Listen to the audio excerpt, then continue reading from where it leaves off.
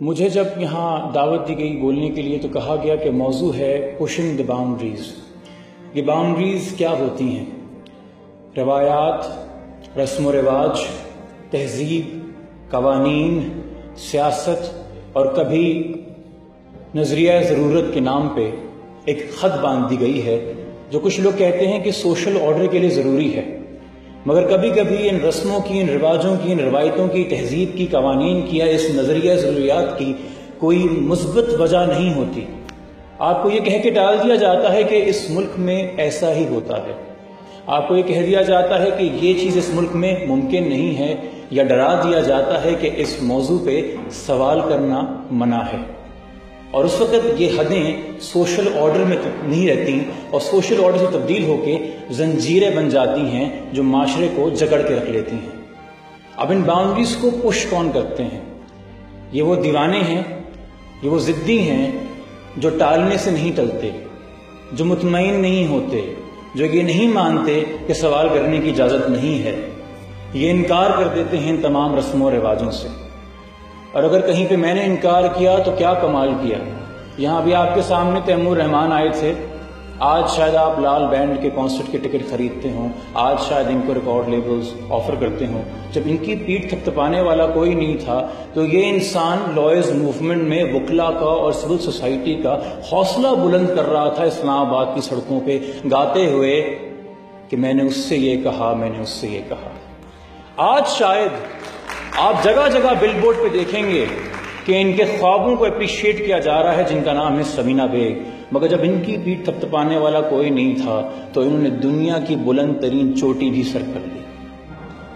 آج آپ کے سامنے یہاں پہ زار اسلم ہیں، پنجاب حکومت نے بین لگا دیا کمپیریٹیو ریلیجس اسٹڈیز کے اوپر، یہ پھر بھی گورنمنٹ اور پرائیویٹ سکولز میں جا کے بچوں کو انٹر فیتھ ہارمنی اور انٹر سیکٹ ہارمنی کی باتیں سکھاتی ہیں، پیار اور محبت کی باتیں سکھاتی ہیں۔ ان کے دفتر کے اوپر حملے ہوئے، چوریاں ہوئیں، یہ عورتوں کو امپاور کرتی ہیں پنک رکشا اسکیم کے ساتھ۔ ایک بہت ہی محدود وسائل کے ساتھ ہماری فلم انڈسٹری ہے جس میں جامی اور سرمد خوسٹ جیسے لوگ ہیں جو ڈسٹریبیوٹر سے لڑ جاتے ہیں، جو کہ چیپ کمرشل سکسیس کی ٹیمپٹیشن کو ریزسٹ کرتے ہیں مگر اسکرپٹ کی کوالٹی پہ یا پروڈکشن کی کوالٹی پہ کمپرومائز نہیں کرتے۔ اور صرف اس ہال میں نہیں، صرف الحمرا کے اس ایئر کنڈیشن یا لائٹوں والے ہال کے اندر نہیں، یہ اس طرح کے دیوانے جو ہیں نا اس ملک میں، یہ لاکھوں کی تعداد میں پھیلے ہوئے ہیں۔ یہ کھیتوں کے وہ کسان ہیں جو گنا اگاتے ہیں جانتے ہوئے کہ شوگر مل اونر ایکسپلائٹ کرے گا، گنا سکھائے گا اور سستے دام میں خریدے گا۔ یہ اسکول کے وہ بچے ہیں جو گورنمنٹ اسکول کے نام پہ ایک کمرے میں ٹاٹ پہ بیٹھے ٹیچر کا انتظار کر رہے ہیں، ٹیچر نہیں آتا مگر یہ علم کے حصول کے لیے روز اسکول جاتے ہیں۔ یہ سرکاری اسپتالوں کے وہ ڈاکٹر ہیں جن کو تنخواہیں ملتی نہیں یا بہت کم ملتی ہیں، پھر بھی غریبوں کا علاج کر کے ان کی جانیں بچا رہے ہیں۔ یہ پولیو کی وہ فیمیل ورکرز ہیں جو گلی گلی جاتی ہیں، جن پہ فتوے لگے ہیں مگر جن کم ظرفوں نے فتوے دیے ہیں انہی کی اولادوں کو پولیو کے قطرے پہ لا کے شفا دے رہی ہیں۔ یہ اس ملک کے وہ نوجوان ہیں جو بے روزگار ہیں مگر اسلحہ اٹھانے سے انکار کر رہے ہیں۔ یہ وہ صنعت کار ہیں جو بجلی کے بحران کے باوجود ہماری ٹیکسٹائل انڈسٹری کو زندہ رکھے ہوئے ہیں۔ یہ پولیس کے وہ افسر ہیں جو حق کی بات پہ منسٹروں کے آگے کھڑے ہو جاتے ہیں، اور یہ سیاست میں میاں افتخار حسین جیسے وہ رہنما ہیں جو اس ملک کو طالبان سے نجات دلانے کے لیے اپنی سگی اولاد کی قربانی دے دیتے ہیں مگر اف نہیں کرتے۔ یہ فوج کے وہ سپاہی ہیں جنہیں خود سمجھ میں نہیں آتا کہ سیاچن میں 18,000 فیٹ بلندی پہ کون سی آزادی ہے، مگر چونکہ ملک کی سرحد ہے تو جان ہتھیلی پہ لیے کھڑے ہو جاتے ہیں۔ یہ صحافت میں وہ قلم ہیں جو نہ دہشت سے ڈرتے ہیں نہ ریاست سے ڈرتے ہیں، صرف سچ لکھتے ہیں۔ یہ سپریم کورٹ کے وہ جسٹس کھوسا ہیں جن کا انصاف ممتاز قادری کے جانثاروں سے نہیں ڈرتا۔ یہ دین کے وہ عالم ہیں سرفراز نعیمی اور مولانا حسن جان جیسے، جو انہوں نے خودکش بمباروں سے ڈر کے ممبر اور محراب سے غداری نہیں کی۔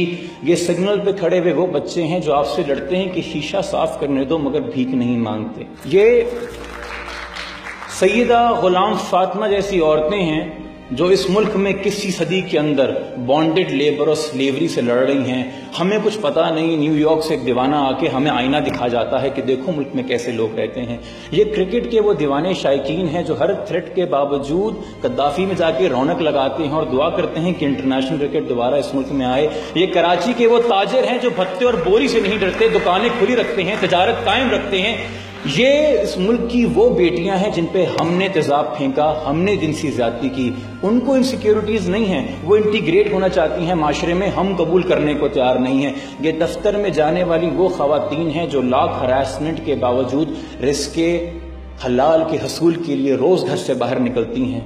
یہ مختارہ مائیں ہیں کہ جس جرگے کے ممبران نے اس مختارہ کے ساتھ اجتماعی زیادتی کا حکم دیا، آج مختارہ اسی گاؤں میں انہی ممبران کے بچوں کو اسکول میں پڑھاتی ہے.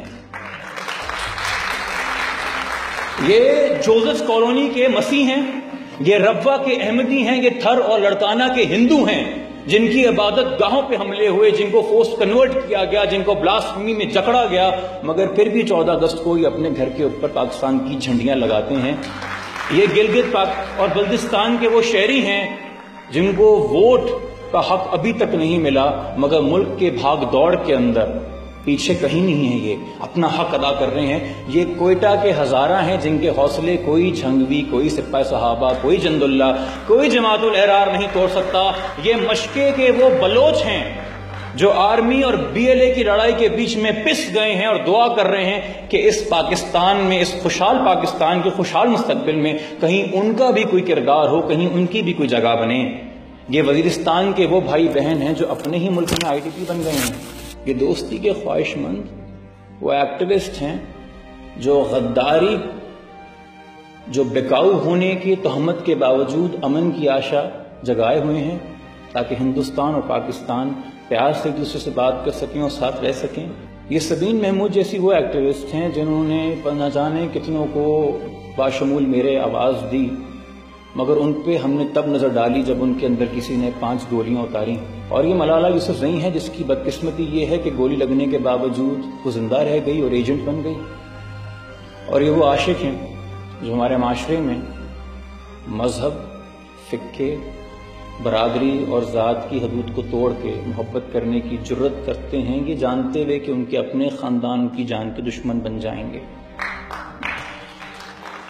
ہماری اکانومی، ہمارے سوشل فائبر، ہمارا کمیونٹی سٹرکچر، ہماری نیشن کو انہی لوگوں نے سنبھال کے رکھا ہوا ہے.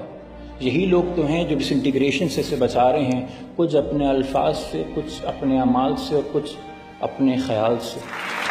یہ وہ ہیں جو ہمیں زنجیروں سے آزاد کر رہے ہیں، یہ وہ ہیں جو ہمیں جینے کا ڈھنگ سکھا رہے ہیں، یہ وہ ہیں جو مشکل میں مسکرا رہے ہیں، یہ وہ لوگ ہیں جو دراصل اس ملک کو چلا رہے ہیں. اور میری دعا ہے اوپر والے سے کہ وہ ان کی مسکراہٹ میں اضافہ کرے، ان کی خوشیوں میں ہر روز اضافہ کرے، اور ان کی اور ان کے ساتھ ساتھ اس وطن عزیز کی تمام مشکلوں کو آسان فرمائے. آپ کا بہت شکریہ.